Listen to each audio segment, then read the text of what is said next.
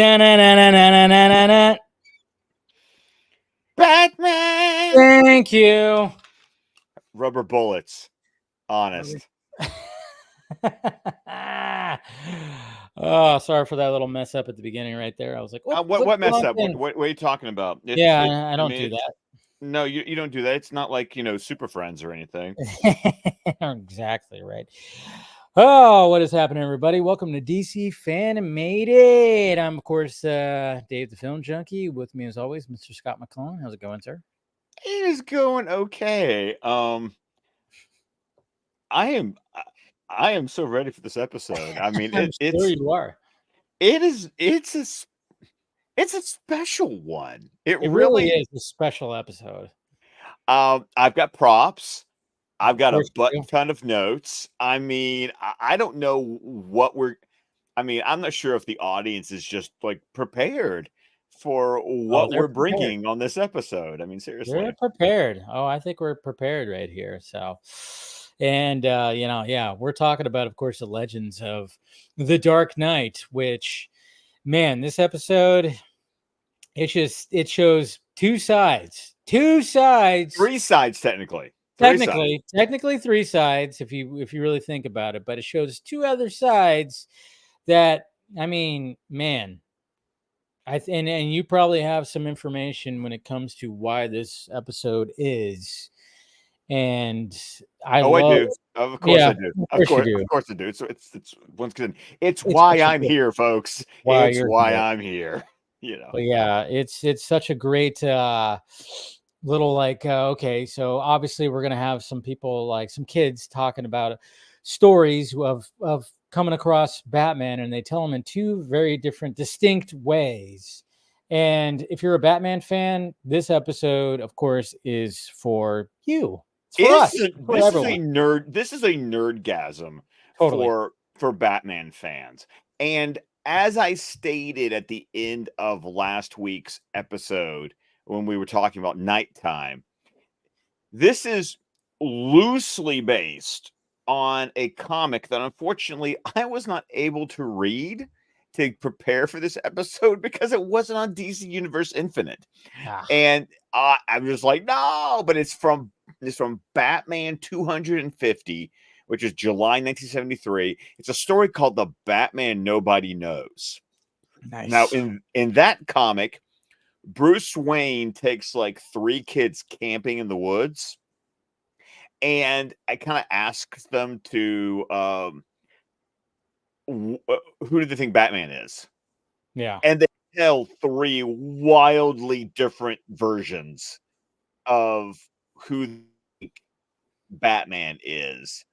And then the gag in the issue is that at the end, Bruce Wayne actually pulls out comes out as Batman, and none of the kids take him seriously because they think it's a prank. So it's funny, and like you said, I've got some really cool stories about the genesis of this episode, because funny enough, even though everyone will acknowledge that it follows the same structure as the Batman Nobody Knows, apparently Bruce Timm had no idea about the story and pitched Bruce Timm had no idea about the story. Wow. Pitched this idea and apparently got endless crap from the crew because they're like, this is the Batman Nobody Knows, and Bruce is like, huh? so it's gonna be so I have little nuggets like that's pretty awesome that we're gonna be sharing. I mean, yeah. So basically, this episode is just basically you got some kids who are obviously kids love Batman, even in the reality that is being in Gotham City and everything like that. I mean, it literally zeroes on the Gotham Gazette And these kids were like, oh my God, I think they got a shot of Batman. Look at him. He's right there. Of course, it's very shadowy. And it's like, okay, you could barely see it on the cover of that Gotham Gazette.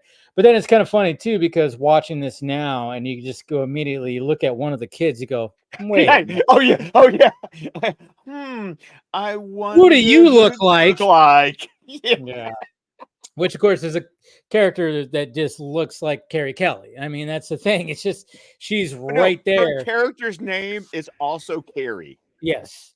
Yeah, they didn't hold back on it. They were like, people are going to know. Fuck it, put it like that. And then even when you're seeing like the opening credits, they even say like, they talk about inspirations for this episode. Yeah, with it, it was yes. like, okay, so I pay very close attention. So it's story by Robert Goodman and Paul and Bruce Timm, screenplay by Robert Goodman, and I love the credit with the acknowledgments of the works of Bill Finger, Dick Sprang, Frank Miller. There it is. I think that's awesome.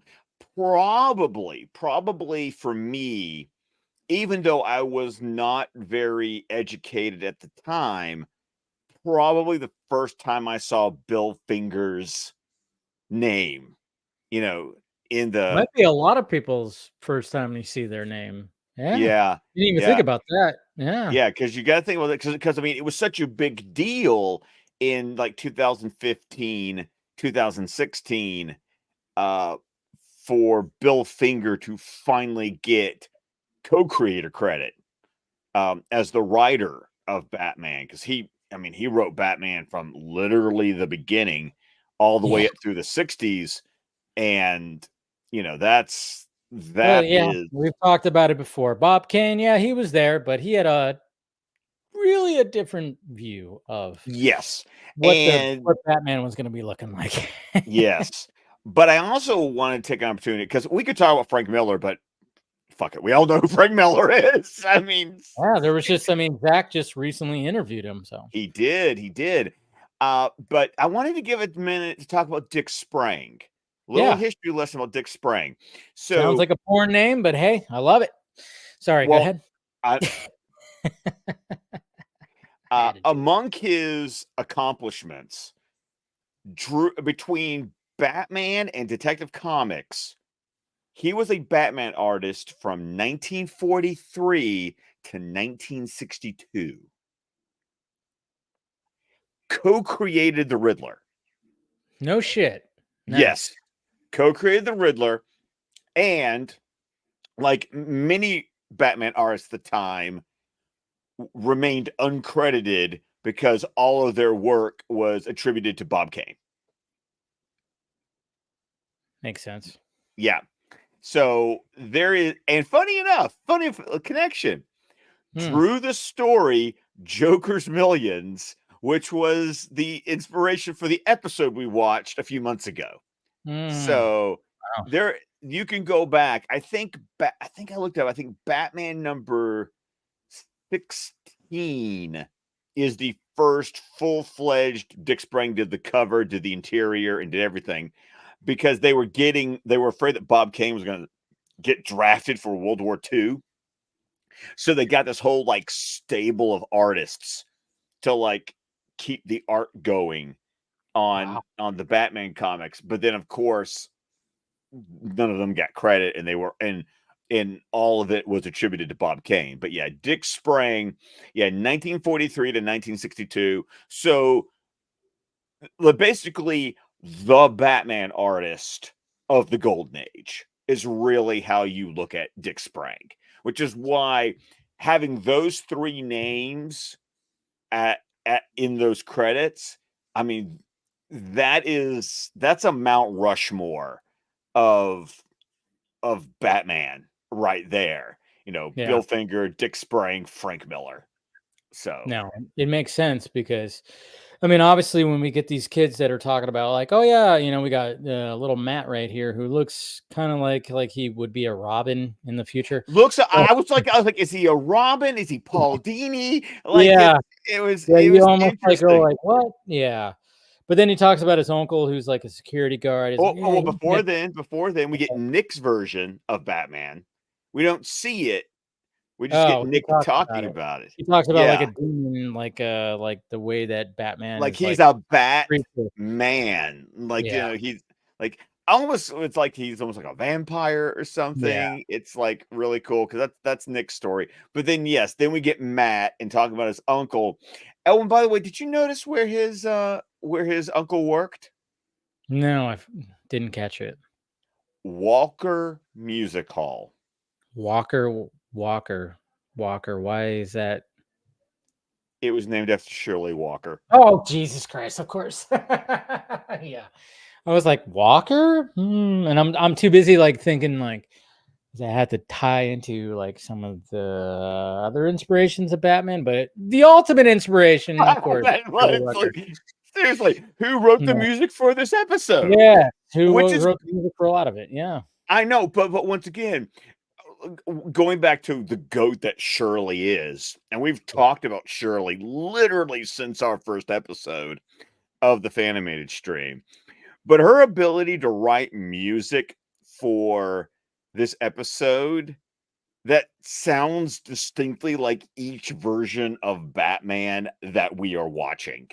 Like so good because Matt tells this story that his uncle, tells him. And this is clearly the golden age era of Batman. This is Bill Finger, Dick Sprang Batman. Like this.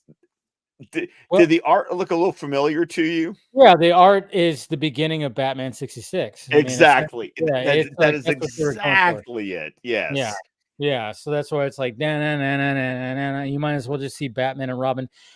I mean, just even the way the animation is when they when like somebody's face just like comes into frame and they're looking off, and I mean they're drawn exactly the same. They even I mean we get to a point where they shake hands just like Oh they no, do. that was so intentional. That was intentional. Oh yeah. Oh, 100%.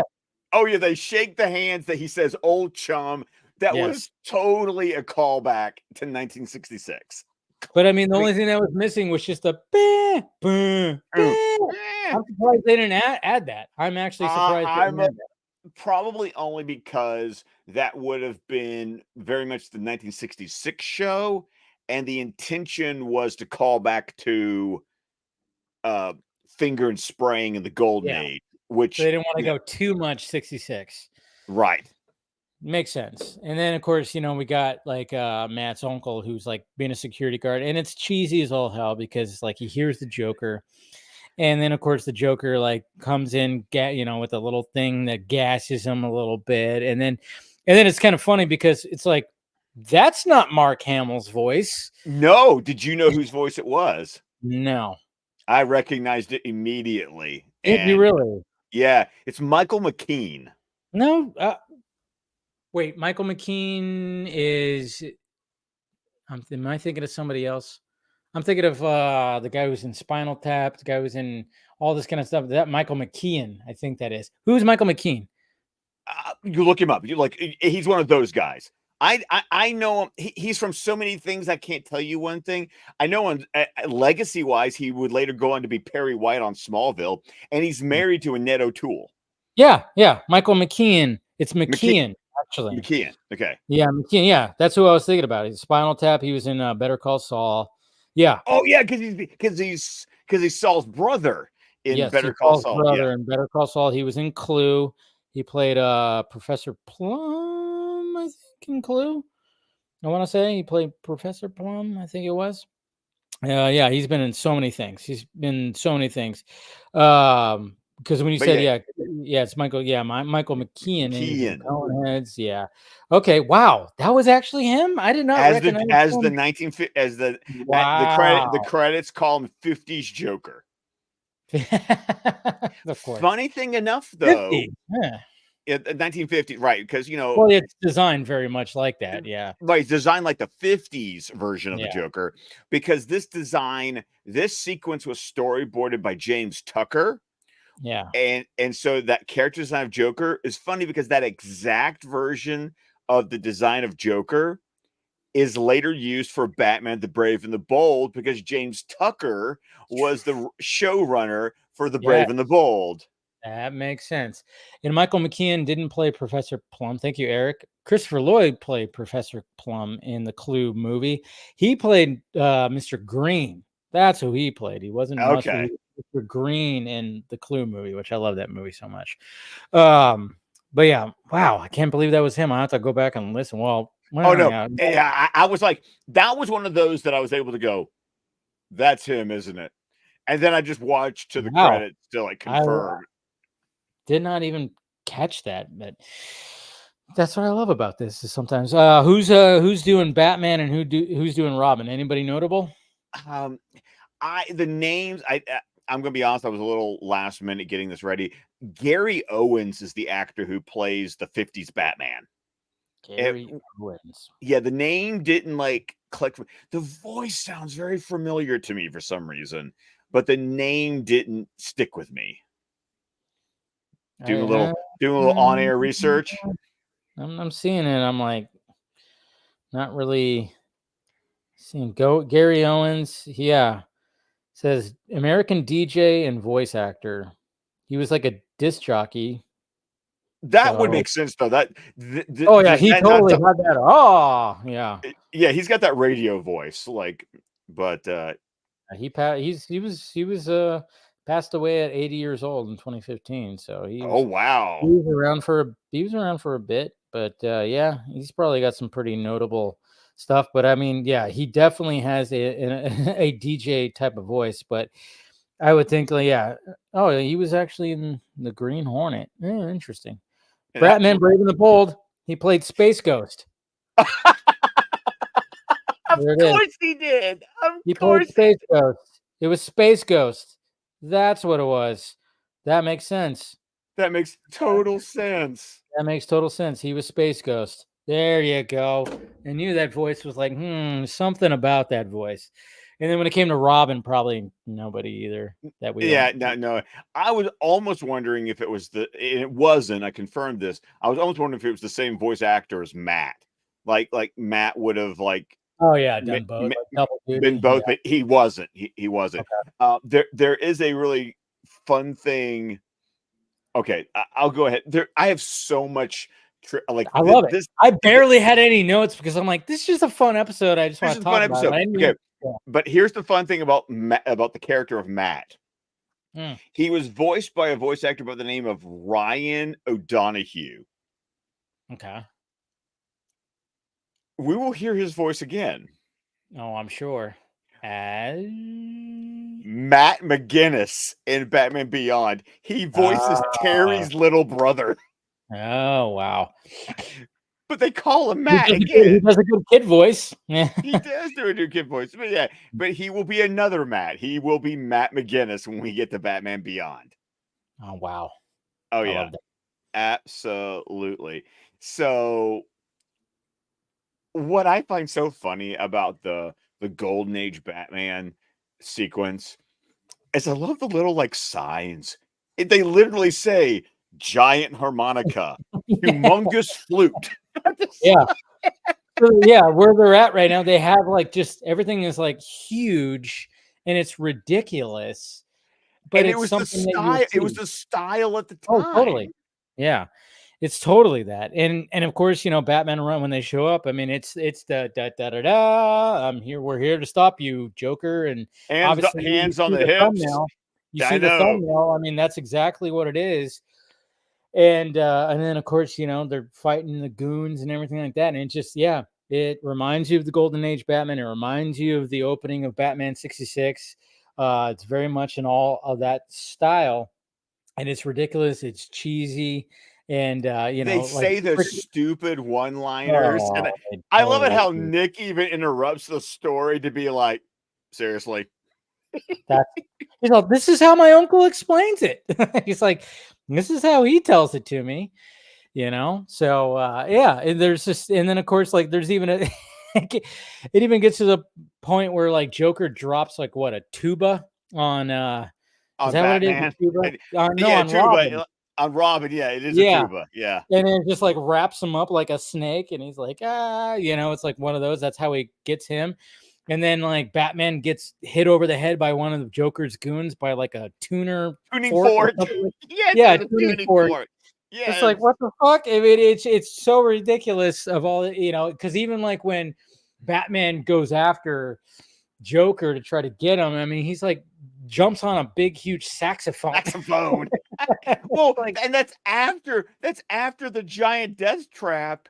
That's after the death trap, huh? That's after the death trap, because before that is the giant piano. Yes. That's it. With Joker jumping on the keys. It's so ridiculous because it's like, all right, you get them tied up, you put them on the strings in the piano, and then of course they have to do like, come on, Robin, we gotta like roll. Over. Yeah, so then they don't get hit by the little like hammers. That hit the strings. But then naturally it's like, it's gonna get to a point where they can't. But then in the meantime, like Batman somehow through his glove pulls out like a fucking electric knife thing. It looks like a mini chainsaw, kind of. It kind of does. And I'm like, how did you? Okay, well, this is because he's Batman. He's Batman. I mean, he could have pulled out shark repellent, and I would have been okay with it. And somehow he would have made it work. But yeah, so they do that, and then of course, like Joker finally gets to that last key and just kind of like stomps on it, and it's like, yep, I got rid of him. But then, nope, that didn't happen. And then, of course, more battle happens, and that's where Batman basically rides like where the big saxophone is. I mean, they might as well just be little. They might as well have been shrunk in this place that they're at. And it's kind of funny because when you think about those comic books, yeah, it totally fits. It's what they did. It's what they did. Yeah. I mean, do you remember the animated film that they did with Adam West and Burt Ward called Return of the Caped Crusader? Yes, I did watch that. Yeah, it was ridiculous like that. It was ridiculous because the death trap was like a giant cafeteria tray with like food being thrown. Like this was the style of the time, and it was a hallmark of Dick Sprang's art. That the background, notice that there was a lot of like black and shadows, a lot of empty negative space, but then like spotlights with these ginormous props. It was just what they did. It's indicative of the period. And what I love is how this episode for the 50s section just unabashedly is like, no, this is cool. No, we're doing this. Like this. Like this is basically what Bruce Timm's concept was for the episode. I got a quote here I wanted to read. Apparently it was Bruce Timm was inspired by his thoughts on Batman Forever. And we'll talk about that because there's a connection. Because there's a connection right after this story.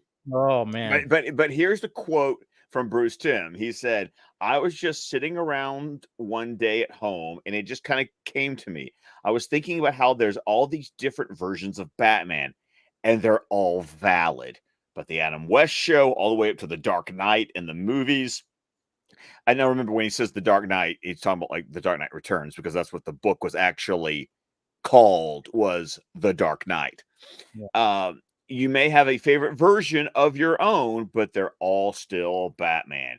You couldn't get any more different than the Dark Knight and Adam West. So I just came up with the idea that if we did an anthology that showed the different extremes, it would be a lot of fun and a challenge. So, yeah. So then that's where the idea became that this concept was used in Batman number 250, but Bruce Timm had no idea. And like I said, apparently this is a quote. He was nagged endlessly about it by the rest of the crew for not realizing that the concept had been done before. That's so cool. I love that. I love that, And then, of course, like you said, when we get out of the story, and then all of a sudden we're back talking with the kids, and they're talking, and then all of a sudden there's another little side character that they meet, and his name is Joel. Joel, and then he talks about, oh yeah, Batman with his black rubber suit and his crazy Batmobile. I hear it actually can drive up walls, drive up buildings. Did you pay attention to where he was standing? No, I didn't see that. What were you? Yeah. It was a thrift store named Shoemaker. I didn't even see that. I just started laughing because they were like, because he said like, oh yeah, black rubber suit, and I hear it could go up walls, and then they're like, shut up, Joel, and I went, I did not even see that. Really? Yeah.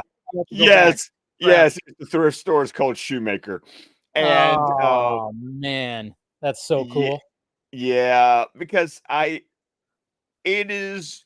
I'm not sure if this is apocryphal or if this is accurate, but the story goes that the crew on the animated series, this is after Batman and Robin, they hated that. So like, of course. So there is believe like clearly this is supposed to be Joel Schumacher, but they're clearly like they hated Batman and Robin so much that this is them making fun of Joel Schumacher. It's like here's his version. I know how Bruce Timm just tells a story about how they're all valid, but they're like, shut up, Joel. Yeah, that was their way of being like, yeah, Joel, you made the Batmobile drive up a building, and we didn't like that, and they probably didn't really like Batman Forever all that much either. And then but it was just, but to me, I was just like, I got a kick out of it. Like I literally like, it's just it's, like you said, it's just Easter eggs for Batman fans. Like this is a love. This is one of those episodes that's just a love letter to the history of the character. Yeah, it's great. And then of course we get into the next sequence, which is Carrie telling her story. Her story. And I mean, obviously, it's like when she's going to tell her story, she's like, well, no, that's not, I didn't hear Batman was like that. I hear he's old, like 50. Like 50. And I'm like, yeah, I think he was older than that. A little, maybe mid-50, obviously. No, he was he was actually mid-50. Like in The Dark Knight Returns, he is mid-50s. Yeah, he's mid-50s. So here is, I got props. You got props. Bring out the props. Bring out the props. Okay. So this section of the episode is really fun because I remember seeing this episode for the first time. It was another one of those hotel trips with the family on my dad's business trips that I've told you about. And I caught this probably like on like TBS or something. But I remember watching that. I'm not even sure if I was like paying attention to the entire episode, but I remember watching this sequence and just going, this is weird. And I'm not sure. Well, you got to remember this. Okay. So I've told the story because as someone who is famously, thanks to the podcast and thanks to your stream, people know how much I freaking love The Dark Knight Returns. It's a little crazy. But here's something I wanted to show. So I've talked about this, but I wanted to actually show it on air. So this is the book that I received when I was 7 years old for Christmas. Nice. So this is from 1989.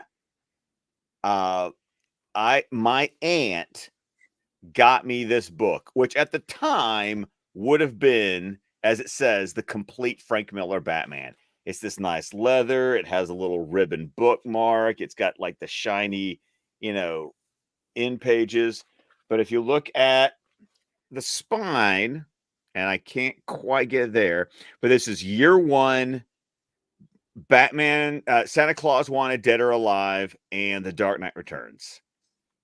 There it is, right there. There it is. Yeah. So this is what qualified in 1989 as the complete Frank Miller Batman. I was 7, folks, and I just yes. And you had no idea what you were in store for. Oh, dear God, no.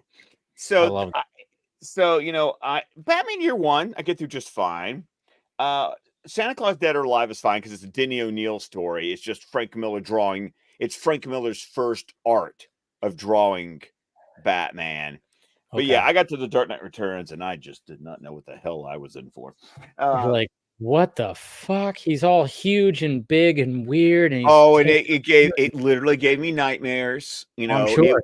it famously is a book like that book scared the like seeing that book on my dresser for the next 10, 15 years would give me a panic attack. Like it Dude, scared the shit out of me from all the imagery in that see, book. You know, it's kids today will never understand. They'll never understand this, Scott. When we were younger, pre-internet, obviously, no internet, so they couldn't do any kind of research. And if you just like a certain thing, adults would be like, "All right, I'll buy it for you," not realizing, oh, it's Batman. I've seen the fucking 66, show and whatever. It's all cartoony, it's whatever. Not realizing that, oh, Frank Miller was like, "Oh yeah, you want me to bring Batman back? I'm going to bring Batman back." And not realizing like how fucking adult The Dark Knight Returns actually is. This is one of the things that when, if I could associate it to myself when it comes to something like this, is the fact that I loved The Mask. And I've talked about this yes, story before. And I remember one day, like when my mom came home and she goes, "Hey, there's a comic book on The Mask," and it was The Mask Strikes Back. Fairly tame, and it wasn't the same mask as the Jim Carrey movie. But then when we went to Universal Studios and then we went to the Universal City Walk, there in like a shop that had comic books, I see the holy grail when it comes to The Mask. It's the full-on graphic novel of the first editions of, The Mask. And it's The Mask, big head, holding, a pie with a bomb in it and different. I'm like, "Mom, look, it's The Mask. Can I get it?" And she immediately was like, "Yeah, you love The Mask." And she's thinking Jim Carrey, you know. yes, yes. But when I open that up, graphic as all fucking hell. And I was like, I ain't gonna ever show her any of this, but it was just like, whoa, this is not the mask that that we know. But that's what I love though, is like adults had no idea back No, they then. did not. They just thought, No. oh, and that's the thing about kids will never have that nowadays. Now they just fucking parents don't care. Well, it's just, it's crazy to me.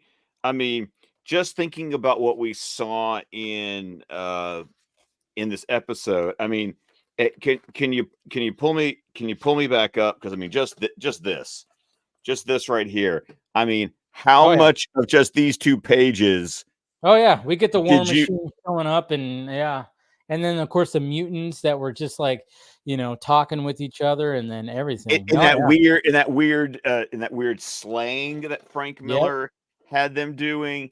I mean, it's just it is So good. amazing to me that I went from a 7-year-old being frightened of this book, and I remember it was the year I turned 30 that I finally reread The Dark Knight Returns, because it was, like, right before the animated Jay Oliva's animated adaptation was coming out, and I thought, I've gotta reread this again because everyone loves this book. I have these bad memories of it because of 7-year-old me reading this book.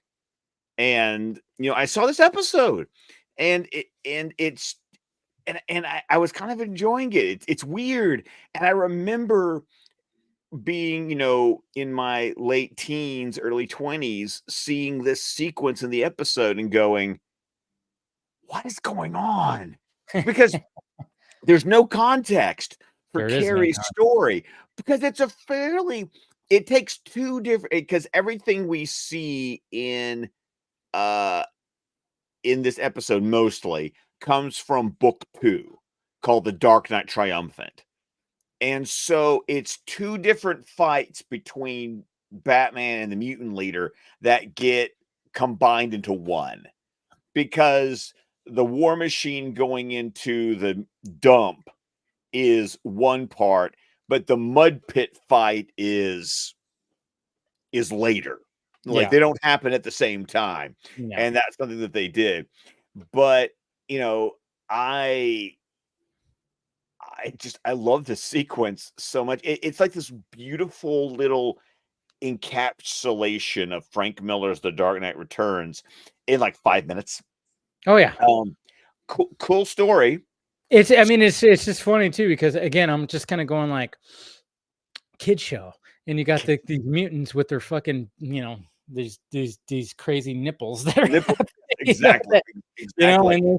And they're just like, but what's so great about it is like, yeah, we got the golden age, we got the ha, I'm gonna get you, Joker kind of thing, and then we're totally going into like this other realm, and that's what I love about this, is we're seeing like the polar opposites told through kids who just have like a different interpretation of Batman when he sits in the middle of it, Exactly. And that's what's so great. The cool thing, the Dark Knight Returns sequence of this episode, storyboarded by Darwin Cook. Oh, yes. Okay. Did not know that. Wow. Yeah. And this is a fun story. Originally, the production crew hadn't reached out to Frank Miller for his approval for this because they were scared. Well, no, it just never never crossed their mind. Paul Levitz, longtime editor and also president of DC Comics, caught wind of what they were doing and was like, literally his quote was, "You better call Frank." Yeah. And Bruce Timm said that it was because they like to keep him happy. Yeah.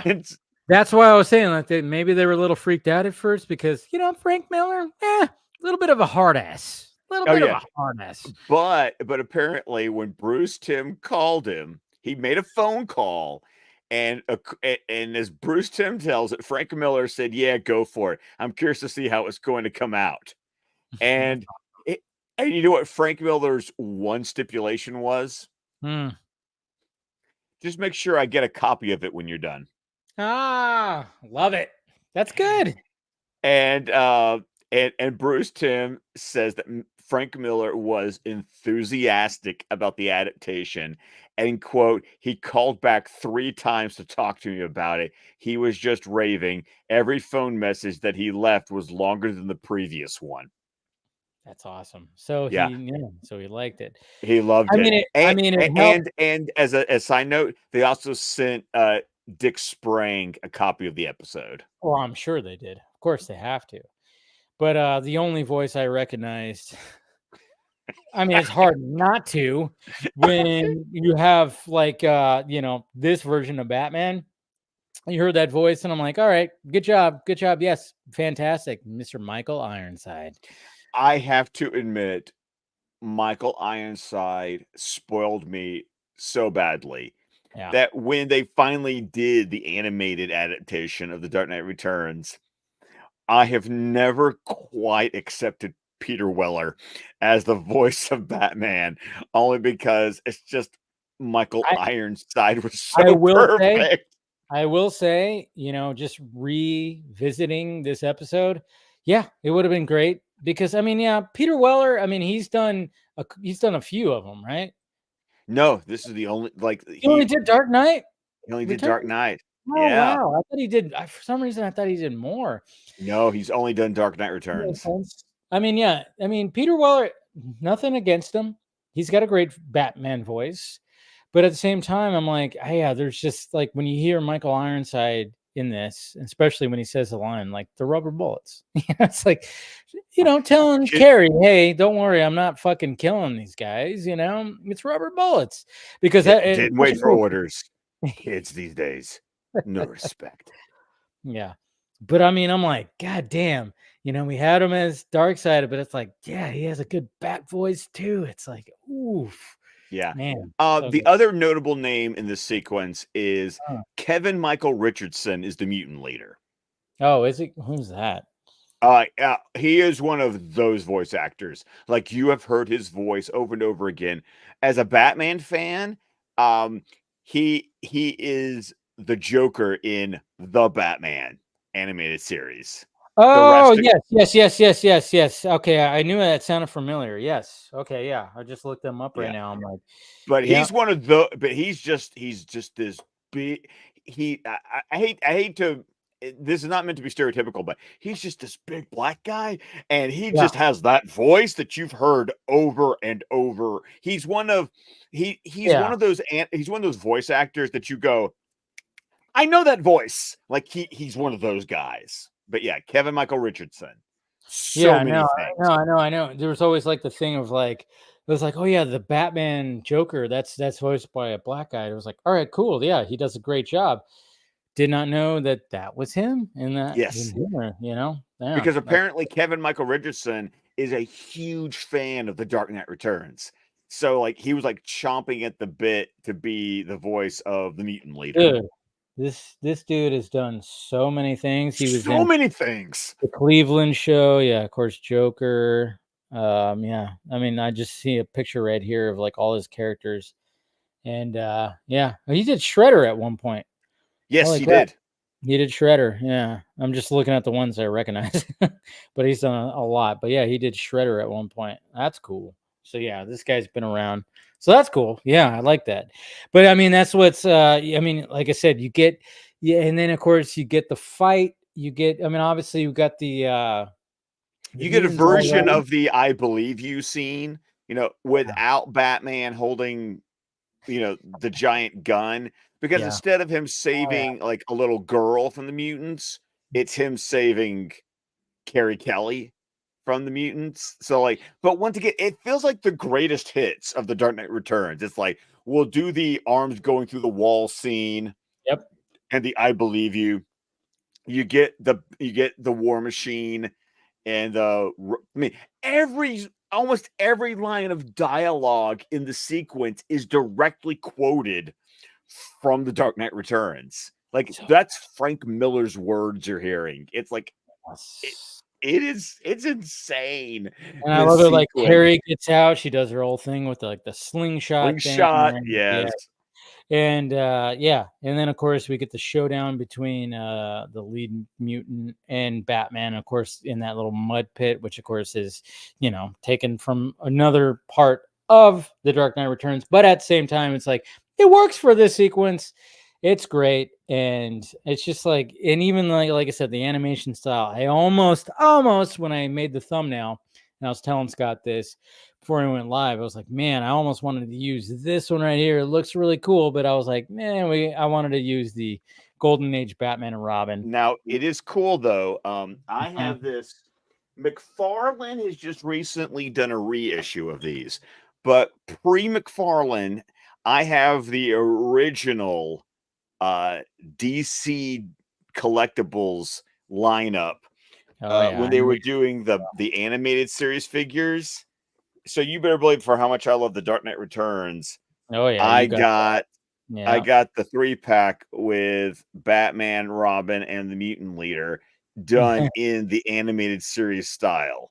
Yeah, So that's yeah, awesome. but like I said, this is not the McFarlane reissue. This is the OG. This is the OG. This is the Oh, OG set. cool. Because Yeah. once again, for a 7-year-old who was scared shitless by the Dark Knight Returns, I sure do fucking love it now, and buy every toy, every, like, when I eventually do that YouTube tour of my man cave, y'all are just gonna laugh. I've shown pictures of it. You can find pictures on my Twitter Oh feed yeah. of every freaking copy I have of the Dark Knight Returns. It is It's one of so. the best. I mean, that's the thing. I mean, that's one of the things that we love seeing when, because Zach, we know Zach. He's even been on the Vaga stream talking about how much he likes Dark Knight Returns. And he always says that the white whale for him to do a comic book adaptation is always the Dark Knight. He loves that. That's why there's so many elements when it comes to BVS. And then when him and Frank Miller were having that discussion, I mean, it was awesome to hear just their breakdown. And that's why I love, like, even when you see the title, the headline that says like breaking superhero canon. I mean, that's one of the things that a lot of people, I mean, especially when it comes to nowadays and how they cherish these superheroes, and everybody has their version of how these heroes should be, especially Superman. This very episode of the animated series shows the wide spectrum. There's such a spectrum. There's such a spectrum, and it's like what Frank Miller said at a. I know Frank Miller said it. I think Grant Morrison has also said something similar, because I think someone asked Frank Miller, "What's the best Batman?" And Frank Miller said, "Which one's your favorite?" That's the one. That's the one. That's the one. It's meant to be whichever one.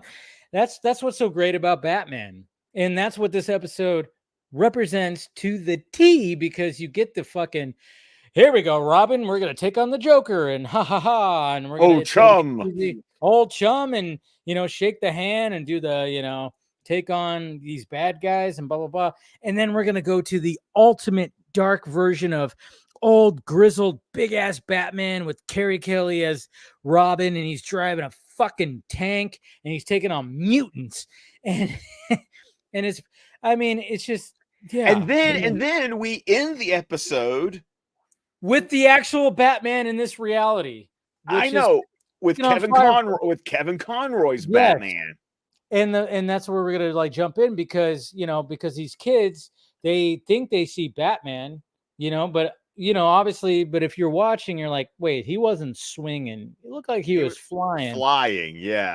And then we find out, oh boy, this is also a Firefly episode.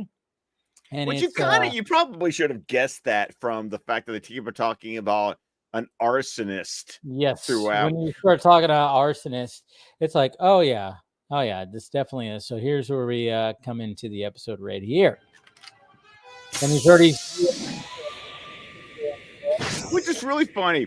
If you get the DVD or the Blu-ray of the show, there's a commentary track for this episode, if you would believe it. Of course. And I love it because it's got like Bruce Timm, Paul Dini, I think also Alan Burnett. And I love them talking about, like, it's kind of sad. Our version of Batman's like the most boring version in this episode. I heard you were setting. But I think that's the point. Is like the fact that like these kids had these such overly exaggerated versions of Batman. Like Bruce Timm said, they picked the extremes. Exactly, both who extremes. Batman can be. Yes, and it's right in the middle. Right in the middle. Wow. He beat the crap out of him. And then he's got his little freaking fire saber.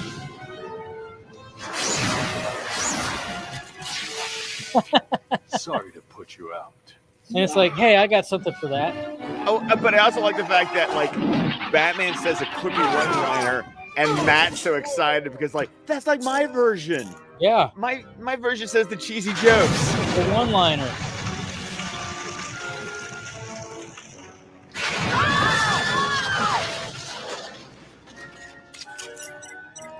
So cool. Yeah, it's almost like we don't care about the actual story of Batman. We're too busy interested in like the kids' versions of Batman.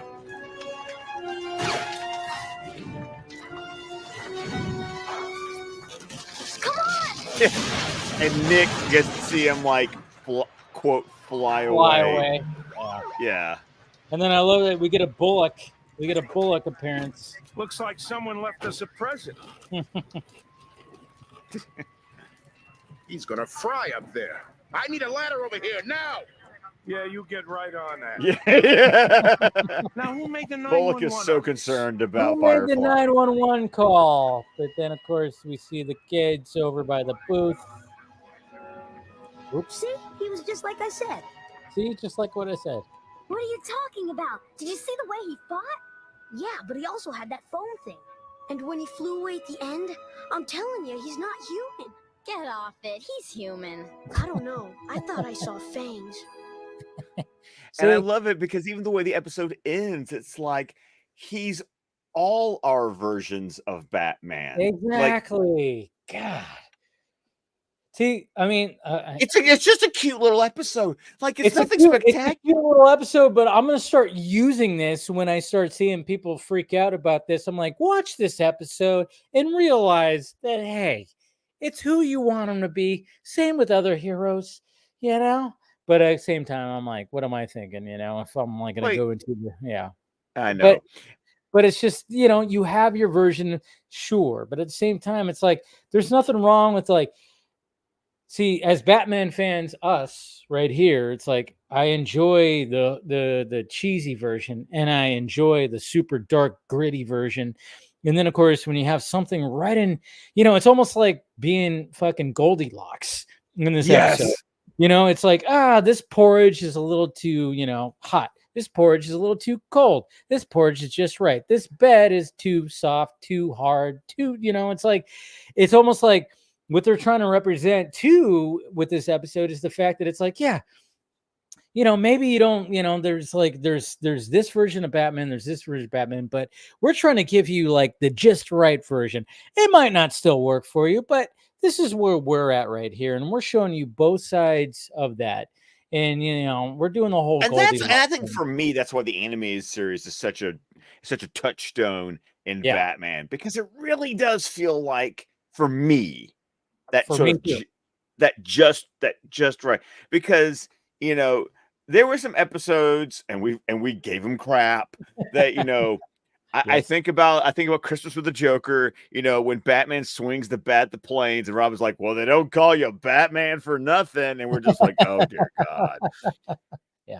But then we get episodes that's like, oh, this episode's about drug abuse, and it's just that's the thing. But this episode, oh, by the way, there was supposed to be another sequence that was conceived but was ultimately not used. What was that sequence? A homage to Denny O'Neil and Neil Adams in the early 70s. Okay. So it was going to be a little bit more, a little darker, but not as dark. What? Right, because Denny O'Neil and Neil Adams famously were the ones who basically rescued Batman, or at least they're credited with rescuing Batman from the 60s camp era. But it was ultimately scrapped because Neil Adams' art style was going to be just too damn difficult to I can emulate. See that. Neil Adams had a lot of lines. Yeah. Oh yeah, the dude had fucking that art was always great. I mean that art was detailed as crap and would not work with this kind of animation style. I mean, Frank's art, thankfully, especially with Darwin Cook, kind of like, you know, molding it, really translates really well into the animated series style. It really does. Like I am tempted to just take that sequence and just post it online and see if anybody recognizes like where that is from. I am tempted to post that on Twitter, and I still might. I might just like take like a part of this episode if I could find it and just be like, yeah, look at this, and then even post even the first part, you know? Because once again, James Tucker working on that first sequence. I mean, y'all, that just like that like set the stage for what became Batman the Brave and the Bold. I mean, which once again, completely different version of Batman. And I love that series because I get what the series is doing, and it's so good. It's taken the camp to another level and then inviting the whole DC universe into it. But I mean, it was just like one of those things where I was like, I remember this episode, watching this episode, and I was like, you figured it out last week when you like. Oh yeah, when I saw it, I was like, oh, it's this episode. I remember this. And then I was just kind of going like, but then I couldn't remember. I was like, wait, is there a third version? I know they go both, but at first I was like, did they have like a third version in here? But then as soon as it went to, you know, full on Dark Knight and Carrie started talking about her, version. I was like, oh yeah, there's no third version. There's no way that it could fit that in 23 minutes. Of course, I'm like, if there was like if they when they made the joke with Joel and said, oh yeah, his black rubber suit and his blah blah blah, that was their version of going like, yeah, we're making a jab at that, and then that's it. And then shut up, Joel. And it was just kind of like, okay, that's technically the third version, I guess you could say. Well, actually, by that point, because remember, you keep on forgetting about Nick's, like, he's a big bad the creature. demon, but I mean, to me, that just felt like it was just like one of those, like, oh yeah, he's when he's it reminded me. He's a metahuman, like his version of like he's a metahuman. Yeah, he's a metahuman, and and then of course it just reminded me of Batman '89 a little bit when Knox is like walking through, and they have like the drawing of the Batman. The sketch artist, yes, like you should have a little more blood in the fangs. Fangs, what a dick! I love that scene. I love that scene so much. Yeah, this is just a special episode in special episode. It's not like it's a fun episode, but it's a special episode for Batman fans. It is 100% for people like us. And rewatching it, I mean, like I said, I literally had a laugh out loud moment when Joel said that, and I was like, oh my god, they just somehow injected that in here. And I was just like rewatching it going, yeah, I remember this. And I'm like, god, they really just nailed both sides, the light and the dark of Batman. And yeah, like you said, it's a special episode. So yeah, I still laugh every time I see Carrie. I'm just like, well, I wonder who this is going to be. I know. I mean, it's so funny because when you see the kids and you immediately go, you might as well you're Leo DiCaprio and Once Upon a Time. You're like, oh, I see what they're doing here. Yeah. And then I was just going like, oh yeah, that's right. They do a Dark Knight thing here. I was like, oh fuck. Because I haven't seen this episode since probably the 90s. And yeah. Just a fucking special, great episode for Batman fans, guys. And hopefully you guys enjoyed it as much as we did. Rewatch it. Oh, yeah. So what do we got next week, though? Next week, okay. Fun thing. Still a Batman episode, but with a Metropolis visitor. Of course. So next week, watching Batman the Animated Series, it is Girls' Night Out. Girls' Night Out. Okay, so this is gonna have it's gonna be some Poison Ivy in this. Yes. Okay, yeah, but I'm trying to remember who's the fucking. I mean, is Lois come back in this? No. God damn it. God, I kind of remember this episode. But if you got Poison Ivy, who else are you gonna have? From Metropolis? Well, I'm thinking Harley Quinn. Yeah, Harley's in there. Yeah, but if for something with Metropolis, that's what I'm kind of thinking. I was like, something from Metropolis. Are they going to have? It's a shocking. It's a shocking. Yeah, I was going to say. Okay. Oh, yes. Okay. I was like trying to think of like female fucking villains when it came to Superman, and it's why can't I remember her name right now? Jesus Christ. Come on, Scott. Tell me. Just tell me. Are you ready now? Yeah. It's Livewire. Livewire. Jesus Christ. I was like seeing her, but I couldn't remember her name. I was like, Shocky. What? Shock Jock. Come on. Shock Jock. There you go. I was like, God damn. I couldn't remember her name right now. All right. Well, that's going to be a fun episode. I think I remember a little bit of this, but not too much. So that's going to be fun also to revisit, just like they always are. But all right, so we're still in. I love these crossover episodes. I know, yeah, they're great. Is actually, funny enough, a little bit of trivia. This is the only crossover that happens as a Batman episode. Every other crossover production has always been a Superman episode. Oh, yes. Wow! Didn't even interesting. Yeah, because last week that's what we had, right? Right, and World's Finest. Yeah, World's were Superman episodes. Yeah. Nighttime is a Superman episode, And we have another crossover after this, but production-wise, it's still a Superman episode. Girls' Night Out is the only crossover that's a Batman episode.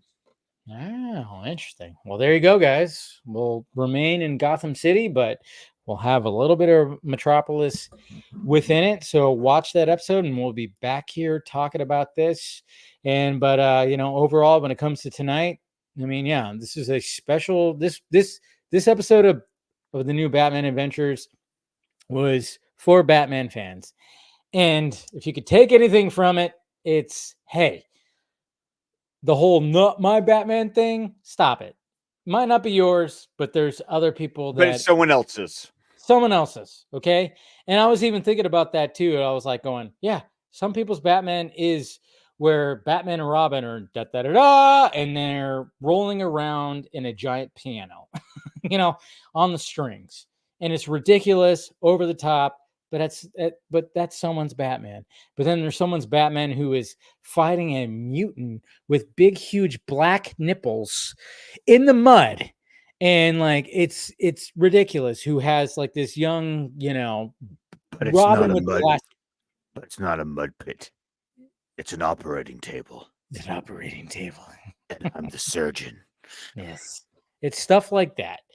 And that's the thing. That's what's so special about tonight's episode. But we love it, and hopefully you guys loved it too. And we'll see you next week when it comes to Girls' Night Out. Go ahead, Scott, promote whatever you got to promote right now. Well, of course, you can find me on Twitter X at ScottDC27, on Instagram at McMerlin, and on Vero at Scott McClellan. You can listen now, because it just posted like 2 hours ago. My latest episode with Ray of DC TV Squadcast, talking about the 5th episode of The Penguin, Homecoming. So make sure you download and go ahead and give that a listen before Sunday, when we will be watching episode 6. Of course, you can find that at our Facebook page for Squadcast Media. And of course, you can find the current and all previous episodes of every show in the network over at squadcastmedia.com. There it is. All right, guys, smash that like, thumbs up, and we will see you on Friday for the Vodka stream, which of course will just recap things that happened this week when it comes to everything. We love you, and we'll see you next week, of course, for Girls' Night Out. Talk to you later.